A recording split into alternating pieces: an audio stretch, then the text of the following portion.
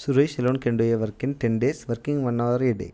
Shalu alone can do the same work in 2 days, working 5 hours a day. How many hours do they need to work together in a day to complete the same work in 10 days? ఇక్కడ సురేష్ అనే person 10 days work చేస్తాడు, daily 1 hour. అప్పుడు total ఎంత అవుతుంది? 10 hours. Shalu అనే person 2 days daily 5 hours work చేస్తాడు, daily 5 hours, total 10 hours time పడుతుంది.